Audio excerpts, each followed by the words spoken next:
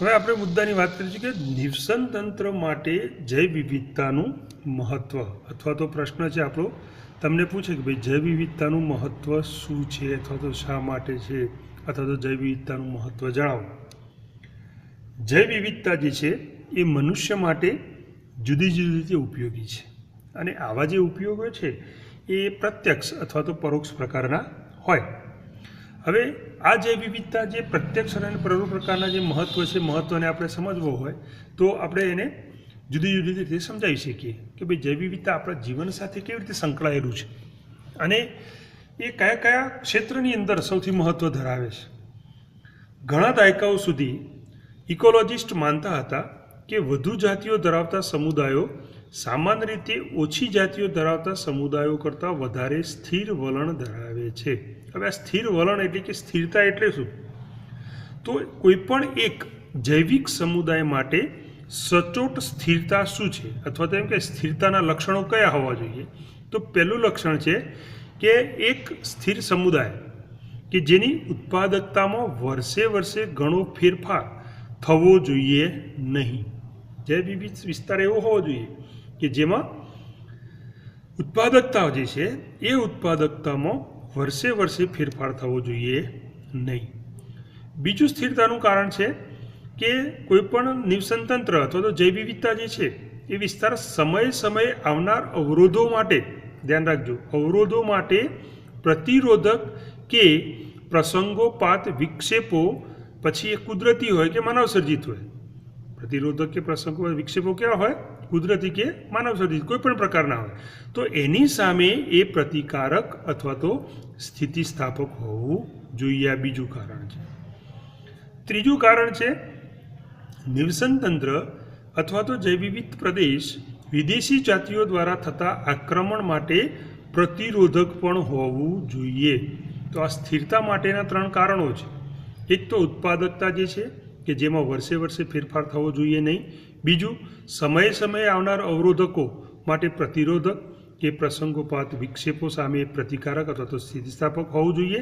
અને ત્રીજું કારણ છે કે કોઈપણ પ્રકારના આક્રમણ માટે એ પ્રતિરોધક હોવું જોઈએ. તો જ કોઈપણ નિવસન તંત્ર અથવા તો જૈવ વિવિધતા ધરાવતો પ્રદેશ જે છે એ સ્થિર વલણ ધરાવે છે, અથવા તો એની સ્થિરતા રહે છે. આપણે જાણતા નથી કે આ લક્ષણો સમુદાયમાં જાતિ સમુદ્ર સાથે કેવી રીતે જોડાયેલા છે, પરંતુ ડેવિડ ટિલમેન નામના વૈજ્ઞાનિકે પ્રયોગશાળાની બહાર ભૂખંડો પર કરવામાં આવેલા લાંબા સમયના નિવસન તંત્રના જે પ્રયોગો છે એ પ્રયોગોના આધારે એમને જણાવેલ કે વધુ જાતિઓ ધરાવતા જે ભૂખંડ છે એ ભૂખંડો એ કુલ જૈવભારમાં વર્ષે વર્ષે ઓછો ફેરફાર દર્શાવતા હતા. એમના પ્રયોગોમાં એ પણ દર્શાવ્યું છે કે વધતી જતી વિવિધતા એ તેની ઉત્પાદકતામાં ફાળો આપે છે. એટલે જૈવ વિવિધતા વધે એમ સ્વાભાવિક છે કે ઉત્પાદકતા જે છે વધે. તો આ ટિલમેન નામના વૈજ્ઞાનિકે પ્રયોગશાળાની બહાર જુદા જુદા ભૂખંડો એટલે જમીન વિસ્તારો, પ્રદેશો છે એનો અભ્યાસ કર્યો, અને એ અભ્યાસના આધારે પોતાના મંતવ્ય જણાવ્યા કે જૈવભારમાં કુલ જૈવભાર જે છે કે જેમાં વર્ષે વર્ષે ઓછો ફેરફાર દર્શાવતા હતા, અને બીજું કે વધતી જતી વિવિધતા જે છે એની ઉચ્ચ ઉત્પાદકતામાં ફાળો આપે છે. તેમ છતાં આપણે સંપૂર્ણપણે જાણતા નથી કે જાતિ સમૃદ્ધિ કેવી રીતે નિવસન તંત્રને સારું અને તંદુરસ્ત બનાવી રાખવામાં સહયોગ આપે છે. આપણને ખ્યાલ અને સમજણ પૂરતું જાણીએ છીએ કે જે સમૃદ્ધ જૈવ વિવિધતા જે છે એ એક નિવસન તંત્રની તંદુરસ્તી માટે આવશ્યક નથી, પરંતુ આ ગ્રહ પર માનવ જાતિના લાંબા અસ્તિત્વ કે માનવ જાતિનું જીવન ટકાવી રાખવા માટે કેવું છે? અનિવાર્ય છે. આ સમયે આપણે જ્યારે એકદમ ઘટતા જતા દરની ગતિએ જો જાતિઓ ગુમાવી રહ્યા તો ત્યારે કોઈ પૂછે કે કેટલીક જાતિઓ લુપ્ત થઈ જાય તો શું આ બાબત આપણને ખરેખર મહત્ત્વની છે અથવા તો અસર કરે છે? કોઈપણ જાતિ વિવિધતાની અંદરથી જાતિઓ લુપ્ત થાય તો એ લુપ્તતાના કારણે માનવને અથવા તો અન્ય જાતિઓ જે છે અથવા અન્ય સજીવો જે છે એને ખરેખર એ અસર કરે છે? અથવા તો એનાથી કોઈ એને નુકસાન થાય છે એ જાણવું જરૂરી છે. આ બાબત માટે આ જે બાબત જે છે એ આ જૈવ વિવિધતા માટે ખૂબ જ મહત્ત્વની છે. દાખલા તરીકે પશ્ચિમ ઘાટના વૃક્ષો પર જોવા મળતી દેડકાની એક જાતિ હંમેશા માટે લુપ્ત થઈ જાય તો શું પશ્ચિમ ઘાટના નિવસન તંત્રો ઓછા ક્રિયાશીલ બની જશે? અથવા તો આ દેડકાની જાતિ જો લુપ્ત થઈ જાય તો પશ્ચિમ ઘાટના નિવસન તંત્રો જે છે એને કોઈ અસર થશે? આ એક ઉદાહરણ હજુ છે આપણે. બીજું લઈએ આપણે કે જો પૃથ્વી ઉપર કીડીઓની 20,000 જેટલી જાતિઓ છે એના બદલે આપણી પાસે માનો કે 15,000 જેટલી જાતિઓ રહે છે તો શું એ આપણા જીવનની ગુણવત્તા પર અસર કરશે અથવા તો કેવી રીતે અસર કરશે? તો આવા જે પ્રશ્નો છે એ પ્રશ્નના કોઈ સીધા જવાબો આપણી પાસે નથી. તો આ જે પ્રશ્ન જે છે પ્રશ્નને સમજવા માટે આપણે સ્ટેનફોર્ડના ઇકોલોજિસ્ટ પોલ એહરલિક નામના વૈજ્ઞાનિક દ્વારા એક સાદૃશ્યતાનું ઉદાહરણ આપણને આપવામાં આવ્યું છે જેને કહેવાય છે ધ રિવેટ પ્રોપર પૂર્વધારણા અથવા તો ધ રિવેટ પ્રોપર હાઇપોથિસિસ. તો આ ઉદાહરણ દ્વારા આપણે આ જાતિ વિવિધતા જે છે એ કેવી રીતે વિકસિત કરી શકીએ એને આપણે સમજીએ. હવે એનું ઉદાહરણ છે દાખલા તરીકે કે વિમાન આપણે લઈએ તો વિમાનનું નિવસન તંત્ર. વિમાનનું નિવસન તંત્ર એટલે શું? તો વિમાનની જે મશીનરી જે સિસ્ટમ છે એ સિસ્ટમ એક નિવસન તંત્ર જેવી છે.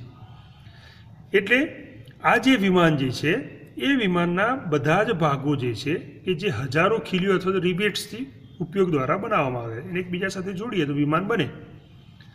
જો વિમાનના દરેક મુસાફરો આ વિમાનમાં જડેલી એક એક ખીલી અથવા તો રિવેટ જે છે એ રિવેટને ખોલી અને ઘરે લઈ જવાનું શરૂ કરે તો શું થાય? શરૂઆતમાં વિમાનની સુરક્ષાને અસર થશે નહીં, કારણ કે આ જે ખીલીઓ રિવેટ જે છે મુસાફરો દ્વારા વિમાનની અંદરના ભાગમાંથી કાઢવામાં આવે છે એટલે એનાથી કોઈ શરૂઆતમાં નુકસાન થશે નહીં અથવા તો વિમાનની સુરક્ષાને કોઈ અસર થશે નહીં. પરંતુ જો વધુને વધુ ખીલીઓ ખોલી લેવામાં કે દૂર કરવામાં આવે ત્યારે કેટલાક સમય પછી વિમાન જોખમી રીતે પડી ભાગશે અથવા તો આપણે એમ કહીએ કે વિમાનના નિવસન તંત્ર જે છે એ ખતરનાક રીતે નબળું પડી જશે. સાથે સાથે એ મહત્વનું છે કે કયો રિવેટ કાઢી નાખવામાં આવ્યો છે કે જે નિર્ણાયક કે અંતિમ જોખમી હોઈ શકે. રિવેટ ભલે ગમે તે તમે કાઢતા હો પણ એવો કયો રિવેટ છે કે જે કાઢવામાં અથવા દૂર કરવામાં આવે તો વિમાનના નિવસન તંત્રને અસર થાય અથવા તો વિમાન માટે જોખમી બની શકે. વિમાનની અંદરની બાજુએ બેઠકો કે બારીઓ પરના થોડા ઘણા રિવેટ્સની નુકસાની થાય તો એનાથી કોઈ અસર ન થાય, પણ જો એની પાંખ પર રહેલા રિવેટની ખોટ કે નુકસાની જે છે કે જે દેખી રીતે વિમાનની સલામતી માટે ગંભીર જોખમ બની શકે છે. એટલે મહત્ત્વના જે રિવેટ છે ખીલીઓ છે જો એને કાઢી નાખવામાં આવે તો ચોક્કસ આ વિમાનનું જે નિવસન તંત્ર જે છે એ ખલેલરૂપ બનશે અથવા તો વિમાન જે છે જોખમી રીતે ભાગી પડશે. એટલે તમે કયો રિવેટ કાઢો છો એ મહત્ત્વનો છે. મહત્ત્વના જે એના જે મિકેનિઝમ સાથે જોડાયેલા રિવેટ છે જો એને દૂર કરવામાં આવે તો સ્વાભાવિક છે કે વિમાનની જે મશીનરી અથવા એની સિસ્ટમ જે છે અથવા એનું નિવસન તંત્ર જે છે નુકસાન થઈ શકશે. હવે અહીંયા આગળ આપણે જે વિમાનનું ઉદાહરણ આપ્યું એને આપણે નિવસન તંત્ર અથવા તો જૈવ વિવિધતા પ્રદેશ સાથે સરખાવીએ. અહીંયા આગળ આપણે જોઈએ કે આપણું જે નિવસન તંત્ર જે છે એક વિમાન જેવું જ છે. હવે એમાં આપણે મુસાફરો જેવા છીએ. મુસાફરો એટલે આપણે રિવેટ અથવા તો ખીલીઓ જેવા છીએ. હવે માનો કે કોઈ નિવસન તંત્રમાંથી આ જે જાતિઓ છે એ જાતિઓ ધીમે ધીમે દૂર થાય અથવા તો લુપ્ત થાય તો સ્વાભાવિક છે કે શરૂઆતના સમયની અંદર આપણા જે આ નિવસન તંત્ર જે છે એમાં જાતિઓ દૂર થવાથી એને કોઈ અસર થશે નહીં. પરંતુ જો આ નિવસન તંત્રમાંથી સૌથી મહત્ત્વની એટલે કે વિશિષ્ટ મુખ્ય જાતિઓ જે છે એ જો મુખ્ય જાતિઓ દૂર થઈ જાય તો સ્વાભાવિક છે નિવસન તંત્ર માટે કેવા બનશે? જોખમી બનશે. જેમ આપણે પાંખ ઉપરથી રિવેટને કાઢી લઈએ તો સ્વાભાવિક છે કે વિમાનના નિવસન તંત્રને અસર થશે.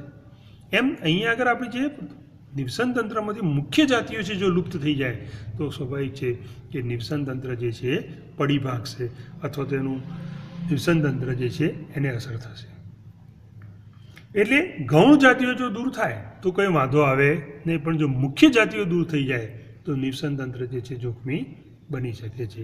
એટલે અહીંયા આગળ આપણે વિમાનની પાંખોના રિવેટ જે છે એના નિવસન તંત્રની મુખ્ય જાતિઓ સાથે આપણે તુલના કરીએ તો આપણે રિવેટ પોપર પૂર્વધારણા અથવા હાઇપોથિસિસ છે એને સરળતાથી સમજી શકીએ છીએ.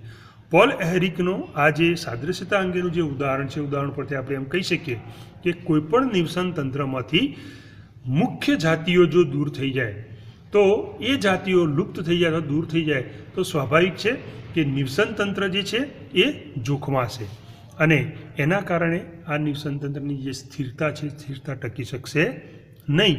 તો આપણે એટલું સમજી શકીએ કે કોઈપણ નિવસન તંત્ર માટે જૈવ વિવિધતા જે છે એ ખૂબ જ મહત્ત્વની છે. અને જૈવ વિવિધતા એટલે શું? તો જાતિ સમૃદ્ધિ. જાતિ સમૃદ્ધિ જેટલી વધારે હોય એટલી જૈવ વિવિધતા વધારે હોય અને એટલી જ એ વિસ્તારનું પ્રદેશનું નિવસન તંત્ર જે છે મહત્ત્વનું હોય. તો આપણે આ નિવસન તંત્ર માટે જૈવ વિવિધતાનું મહત્ત્વ જે છે એ મહત્ત્વને આપણે આ રીતે પણ સમજી શકીએ છીએ. આ સિવાય પણ આપણે અન્ય રીતે જૈવ વિવિધતા જે છે માનવ જીવન સાથે કઈ રીતે સંકળાયેલું છે તો આપણે એની વાત કરીએ અથવા તો આપણા જીવન માટે એનું શું મહત્ત્વ છે, કયા કયા ક્ષેત્રોની અંદર એનું મહત્ત્વ છે, તો આપણે જુદા જુદા ક્ષેત્રોમાં એના મહત્ત્વની વાત કરીએ તો એમાં આપણે અન્ય રીતે આવા ઉદાહરણો લઈએ. મનુષ્ય માટે નિવસન તંત્ર જે છે એ જુદા જુદા ક્ષેત્રોમાં ઉપયોગી છે. દાખલા તરીકે ખોરાક. જૈવ વિવિધતા મનુષ્ય અને પાલતુ પ્રાણીઓ માટેનો ખોરાક પૂરો પાડવાનું કામ કરે છે. પ્રાણીઓ વનસ્પતિનો ખોરાક તરીકે ઉપયોગ કરે છે, જે જૈવ વિવિધતાનું કેવું છે ઉપયોગી મૂલ્ય. દાખલા તરીકે ચોખા છે, ઘઉં છે, મકાઈ છે, ધાન્યો, શાકભાજી, ફળ, દૂધ, ઈંડા, માંસ, મત્સ્ય વગેરે આ મૂલ્યવાન જૈવ વિવિધતા જે છે એ આપણને જૈવ તંત્ર જે છે અથવા નિવસન તંત્ર જે છે પૂરું પાડે છે. એટલે ખોરાકની અંદર એનું ખૂબ જ મહત્ત્વ છે. બીજું જૈવ વિવિધતાનું મહત્ત્વ છે ફળદ્રુપ અને ઉપયોગી મૂલ્ય. જૈવ વિવિધતાની બજારમાં મળતી જે વસ્તુઓ છે કે જે ઉત્પાદક ઉપયોગી મૂલ્ય પુરવાર થાય છે. આપણે જોઈએ છીએ કે ભાઈ ઘણી બધી પ્રાણી જાત અને વનસ્પતિ જાતની જે નિપજો છે એ બજારની અંદર આપણને મળતી હોય છે. આપણે વનસ્પતિના પ્રાણીઓના વિવિધ ક્ષેત્રોની અંદર ઉપયોગ કરતા હોઈએ છીએ. દાખલા તરીકે ખોરાકની અંદર, દવાઓની અંદર વગેરે. દાખલા તરીકે આપણે ઇમારતી લાકડું તો શામાંથી મેળવીએ છીએ? જૈવ વિવિધતામાંથી. ખેતીવાડીની પેદાશો છે, જલીય ખોરાકો જેને આપણે સીવીડ્સ તરીકે ઓળખીએ, દાખલા તરીકે મત્સ્ય, પછી બીજા પશુપાલનની પેદાશો જેવી કે દૂધ, ઈંડા, માંસ, રેશમ, મોતી, ઔષધ, કપાસ, કાગળ, જંતુનાશકો.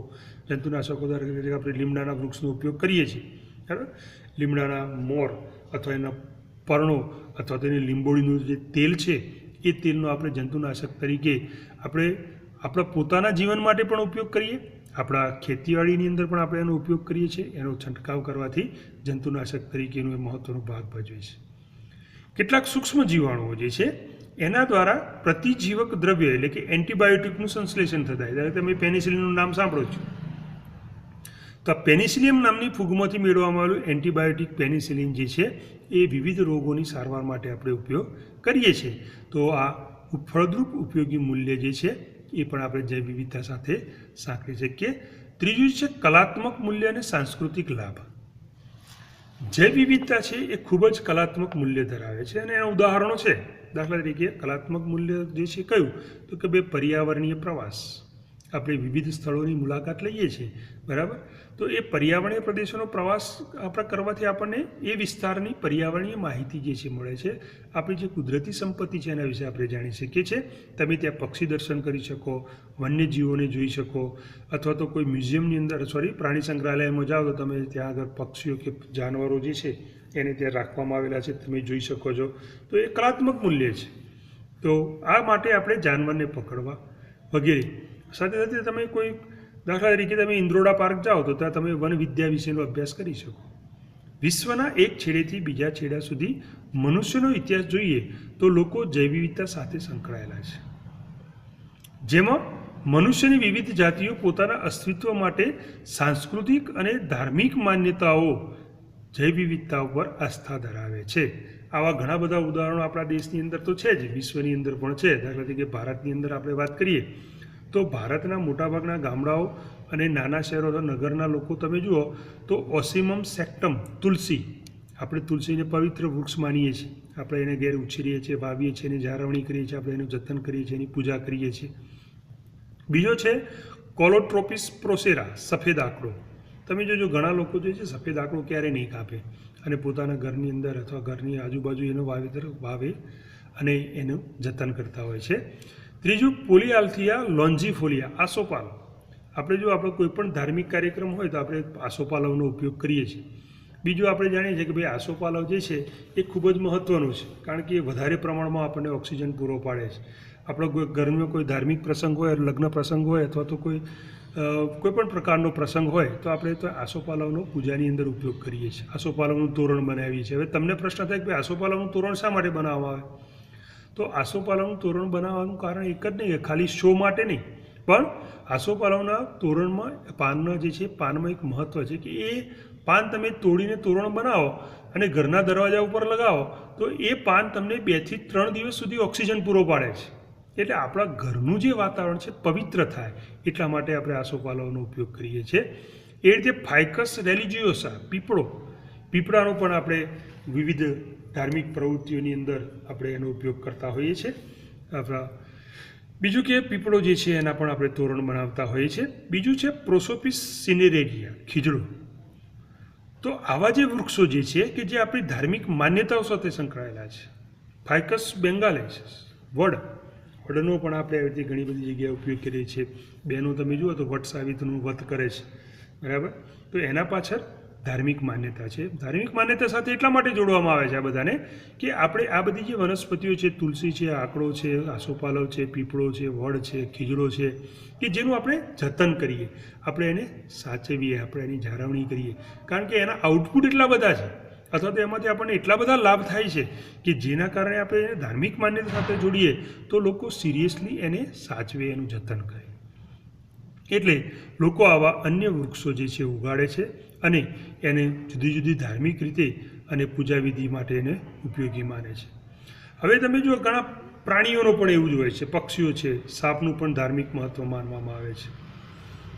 ઘણા પક્ષીઓ જે છે એને આપણે પવિત્ર માનીએ છીએ. સાપ જે છે એનું પણ આપણા હિન્દુ ધર્મની અંદર આપણે ખૂબ જ મહત્ત્વનું ધાર્મિક મહત્ત્વ આપેલું છે. આજે વનસ્પતિઓ અને પ્રાણીઓને રાષ્ટ્રીય ગૌરવ માટેની નિશાનીઓ અને સાંસ્કૃતિક વારસાના પ્રતીક તરીકે પણ ઓળખવામાં આવે છે. દાખલા તરીકે ભારત જે છે, ભારતની અંદર વાઘ જે છે એ વાઘને આપણે રાષ્ટ્રીય પ્રાણી તરીકે જાહેર કરેલું છે. મોરને આપણે રાષ્ટ્રીય પક્ષી તરીકે ઘોષિત કરેલું છે. કેમ? તો લોકો એનો શિકાર ના કરે, કારણ કે આ જે જાતિઓ છે લુપ્ત થતી જાતિઓ છે અને આમે પર્યાવરણ રીતે ખૂબ મહત્ત્વની છે. એટલે આવી રીતે આપણે એને એક રાષ્ટ્ર ચિહ્ન અથવા રાજ્યના ચિહ્ન અથવા દેશના ચિહ્ન તરીકે જ્યારે આપણે મૂકીએ ત્યારે એના પ્રત્યેનો આપણો ભાવ જે છે બદલાય છે. કાયદાથી આપણે એને રક્ષિત કરેલું છે, આપણે એને સાચવવાનું છે, એનું સંવર્ધન કરવાનું છે, એટલા માટે એને ઘોષિત કરવામાં આવે છે. એ રીતે તમે જુઓ, ગુજરાતની આપણે વાત કરીએ તો એશિયાઈ સિંહ, સુરખાબ, ફ્લેમિંગો પક્ષી છે. ભારતીય લેબુરનમ એક જંગલી પ્રકારના પુષ્પી છોડ છે. લીમડો વૃક્ષ, બરાબર, તો એ ગુજરાત રાજ્યના પ્રતીક તરીકેની યાદીમાં મૂકવામાં આવ્યું છે. આપણું રાષ્ટ્રીય ફૂલ કયું? તો તરત તમે કહેશો સર કમળ. કમળને આપણે રાષ્ટ્રીય ફૂલ તરીકે જાહેરાત કરેલી છે. ચકલી એ દિલ્હી રાજ્યનું પક્ષી છે. અત્યારે તમે જો ચકલીની પ્રજાતિ જે છે એ ખૂબ જ ઘટવા લાગી છે. જો આપણે આવી રીતે એને રાષ્ટ્રીય નિશાન તરીકે, રાજ્યના નિશાન તરીકે આપણે રાખીએ તો આપણે એ આવા જે જાતિઓ જે છે એ જાતિઓનું આપણે સંવર્ધન કરી શકીએ, જતન કરી શકીએ. તો આવી રીતે આનું કલાત્મક અને સાંસ્કૃતિક લાભ તરીકેનું મૂલ્ય જે છે એ જૈવ વિવિધતાનું વનસ્પતિઓ અને પ્રાણીઓનું રહેલું છે. ચોથું જોઈએ આપણે નિવસનતંત્રીય સેવાઓ. પૃથ્વી પરના જીવાવરણ અને એમના નિવસનતંત્રોની જાળવણીમાં જૈવ વૈવિધ્ય ખૂબ જ મહત્ત્વનું છે. મુખ્ય ક્રિયાવિધિ જેવી કે દાખલા તરીકે કાર્બન ડાયોક્સાઇડનું કાર્બન અને ઓક્સિજનમાં રૂપાંતર, CO2નું સ્થાપન અને પાણી દ્રાવ્ય ઓક્સિજનનું પ્રમાણ વધારવા માટે અને એ અંગેના સંરક્ષણો સાથે જંગલો જે છે સંકળાયેલા છે. ગ્રીનહાઉસ અસર, વૈશ્વિક તાપમાનની જાળવણી, દરિયાઈ પ્રવાહો તથા પવનો દ્વારા આબોહવાની જાળવણી, જંગલો દ્વારા વર્ષાનું નિયમન, ભૂમિની જાળવણી, વનસ્પતિના પરાગનયન તથા ભૂમિય જળનું શુદ્ધિકરણ જેવી અનેક બાબતો જે છે એ આ જૈવ વિવિધતાના કારણે છે. જંગલો જે છે આ બધી બાબતોના સંરક્ષણ બાબતો સાથે સંકળાયેલા છે. એટલે આ વનસ્પતિઓ જે છે એ આપણને ઘણી બધી નિવસનતંત્રીય સેવાઓ પૂરી પાડે છે. નિવસન તંત્રની સેવાનું મૂલ્ય એક વર્ષમાં 16 થી 54 ટ્રિલિયન અથવા તો ખરો એટલે કે 10⁻12 જેટલું છે. તમે એની કિંમત જુઓ કે કોઈપણ નિવસન તંત્રની સેવાનું મૂલ્ય કેટલું છે? 10⁻12 જેટલું. આટલું ખૂબ જ કિંમતી અને મહત્ત્વનું એવી આ નિવસન તંત્રીય સેવાઓ છે.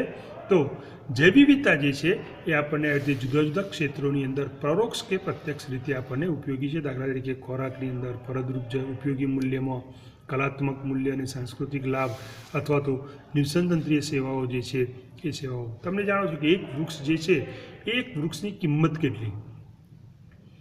સામાન્ય રીતે અમે વૃક્ષની કિંમત સામાન્ય ગણો છો, પણ ખરેખર આપણે એને સાયન્ટિફિકલી એની જો કિંમત ગણીએ તો એક વૃક્ષ, દાખલા તરીકે વડનું વૃક્ષ હોય કે જે ખૂબ જ લાંબુ જીવન વિતાવતું હતું, એવું વૃક્ષ જે છે એની આપણે જો સાયન્ટિફિકલી કિંમત ગણવા જઈએ તો એની લાખો નહીં કરોડોમાં એની કિંમત આંકાય છે. કારણ કે જ્યાં સુધી એ રહે ત્યાં સુધી એક તો સૌથી મહત્ત્વ આપણને ઓક્સિજન પૂરો પાડે, બીજો CO2 જે છે એને ઓછો કરે, બીજું એની ઘણી બધી નિવસન તંત્રીય સેવાઓ છે. અન્ય જાતિના પક્ષીઓ જે છે એને ખોરાક પૂરો પાડે છે, રહેઠાણ પૂરો પાડે છે, આપણને છાંયડો આપે છે, આપણું જે જમીનની અંદર પાણીનું પ્રમાણ જે છે જાળવે છે, જમીનનું ધોવાણ અટકાવે છે. તો આવા નિવસન તંત્રીય સેવાઓ તો અઢળક છે. એટલે જૈવ વિવિધતા જે છે એ આ રીતે પરોક્ષ કે પ્રત્યક્ષ રીતે મનુષ્ય માટે અલગ અલગ રીતે જોડાયેલું છે.